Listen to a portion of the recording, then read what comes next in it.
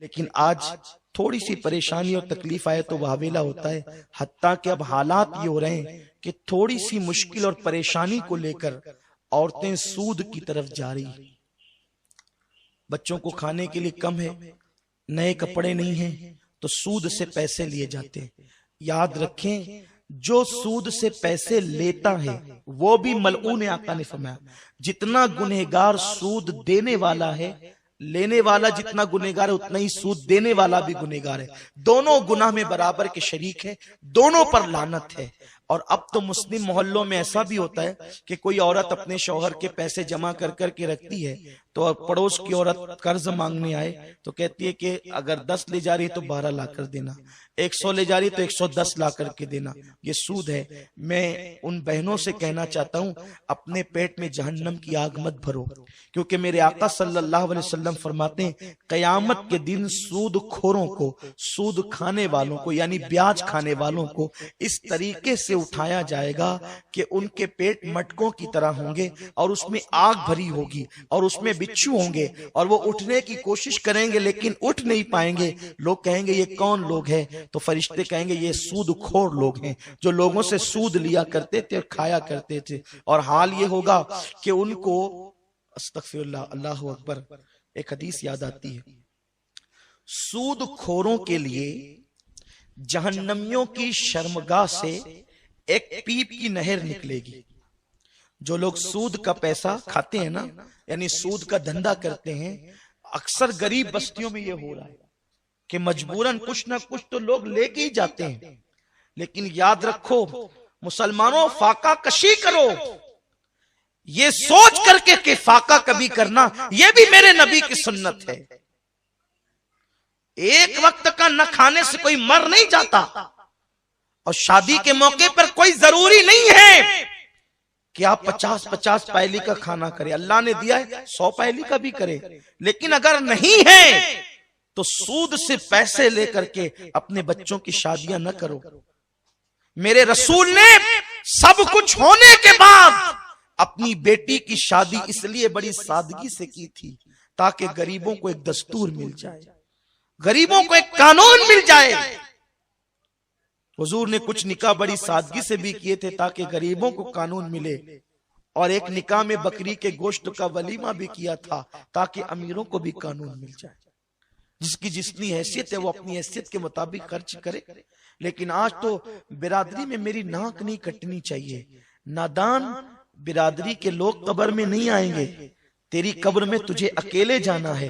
اللہ سے اپنا معاملہ درست رکھو۔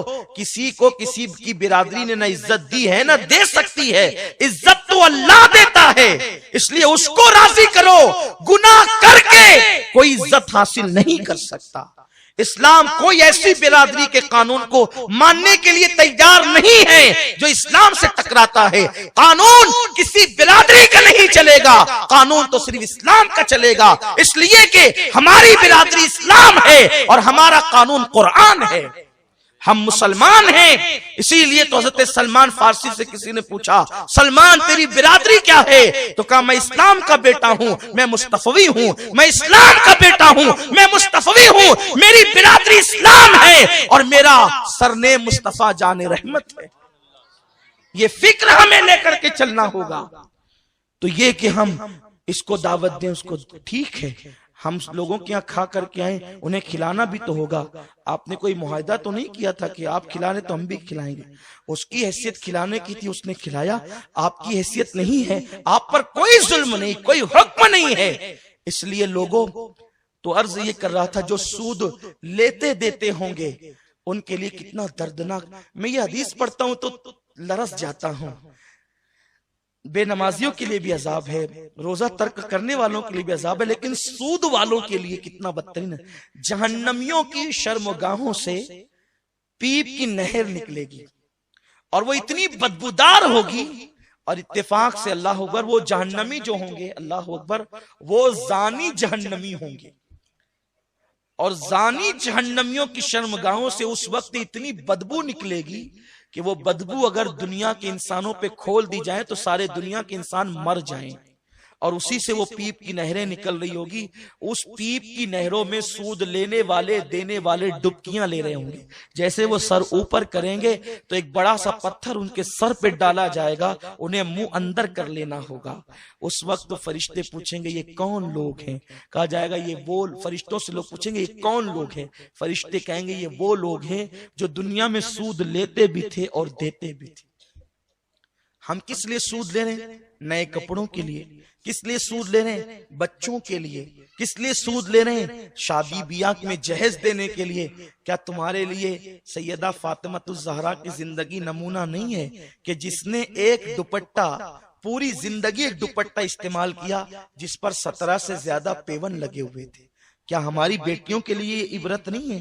یاد رکھیں, جہاں سود ہوگا وہاں کبھی برکت نہیں ہوگی.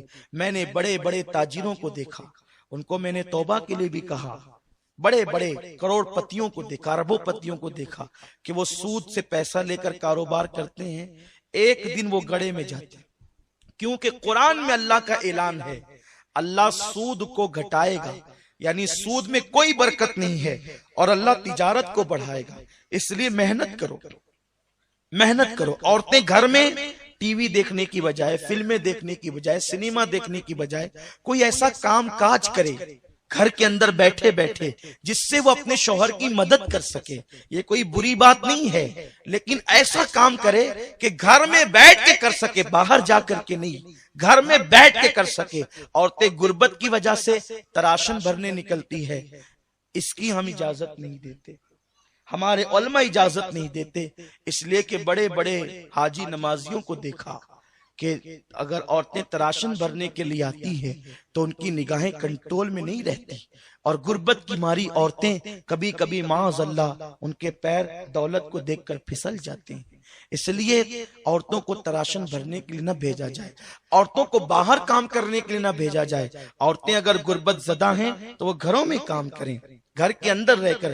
بہت سے ایسے کام ہیں جو عورتیں گھروں کے اندر رہ کر کر سکتی ہے. کیا آپ کو وہ حدیث پاک نہیں معلوم؟ ایک روایت ہے, ایک شخص ہے کہنے لگے یا رسول اللہ میں بہت تنگ دست ہوں, میں کیا کروں؟ آقا فرماتے ہیں شادی کر. حضور شادی ہو گئی, ایک آدھ دوسری شادی کر لے. انہوں نے دوسری کی. پھر اس کے بعد عرض کی یا رسول اللہ اور تنگی بڑھ گئی. سرکار نے فرمایا کہ شادی کر. کہا حضور 2 تو کر چکا ہوں. کہا شادی کر. انہوں نے تیسری کی. پھر اور تنگی بڑھ گئی تو انہوں نے عرض کیا رسول اللہ اب تو تنگی بہت زیادہ ہی بڑھ گئی ہے, کیونکہ پہلے ایک پیٹ کا معاملہ تھا, ابھی تو 3 کے خرچے کی بات ہے. حضور نے فرمایا کہ شادی کر. انہوں نے چوتھی کی. اتفاق سے وہ چوتھی دلہن کوئی ہنر جانتی تھی, وہ آئی تو اس نے ان تینوں کو سکھایا, اور جب یہ چاروں مل کر کے وہ اس ہنر پہ کام کرنے لگے تو اللہ نے ان کو مالا مال فرما دیا. لیکن آج کوئی اس کو دلیل بنا کر ابھی 3-4 کا پلان نہیں بنائے. میں یہ کہنا نہیں چاہتا, میں یہ کہنا چاہتا ہوں کہ گھر کی عورتیں جو ہے وہ اس طریقے سے اپنے ہنر کا استعمال کر کے اپنے شوہر کا ہاتھ بٹا سکتی ہے, اپنے شوہر کی مدد کر سکتی ہے. تو سود لینے سے اچھا ہے اور سود سے کمانے سے اچھا ہے کہ عورتیں اپنے گھروں میں, ہم اپنے بچپنے میں دیکھتے تھے گھروں میں چرخے ہوتے تھے, عورتیں چرخہ بھرتی تھی, اور چرخہ بھرنے کے نتیجے میں بچوں کی پڑھائی چرخے سے ہوتی تھی, عید کے پیسے چرخے سے جمع کیے جاتے تھے. لیکن اب چرخے اٹھ گئے, بلکہ چرخے کی حدیث تو حضور نے بھی بیان فرمائی ہے. آقا فرماتے ہیں اپنی بیٹیوں کو چرخہ کاٹنا سکھاؤ, چرخہ چلانا سکھاؤ, تاکہ وہ گھر کے اندر, کیونکہ عورت جتنی مصروف رہے گی اتنی گناہ سے بچے گی. تو اس زمانے میں چرخے تھے, ابھی کچھ دوسرے کام آ گئے ہیں. وہ چیزیں عورتیں ہنر سیکھیں اور اپنے شوہر کی مدد کریں, اپنے گھر والوں کی مدد کریں. بہت سی ایسی چیزیں ہیں, لیکن سود سے بچیں. اگر غربت کی چکی میں ہے تو سورہ واقعہ کی تلاوت کریں, اللہ غربت کو دور فرمائے گا. اگر پریشانی کے عالم میں ہے سورہ یاسین پڑھیں, اللہ پریشانیاں دور فرمائے گا. اللہ رب العزت ہر ایک کو عمل کی توفیق عطا فرمائے. اللہ ہمیں نحوستوں سے بچائے. ہر شوہر کو اللہ بیوی کے حقوق ادا کرنے کی توفیق دے, ہر بیوی کو اللہ شوہر کے حقوق ادا کرنے کی توفیق دے. اللہ ہمارے گھروں میں محبتوں کا ماحول پیدا فرما دے, پیار کا ماحول پیدا فرما دے, اور سب کی ازدواجی زندگی کو اللہ خوشگوار بنا دے. دوران گفتگو کوئی غلطی ہو تو اللہ معاف فرمائے. وما علینا الا البلاغ. السلام علیکم ورحمۃ اللہ وبرکاتہ.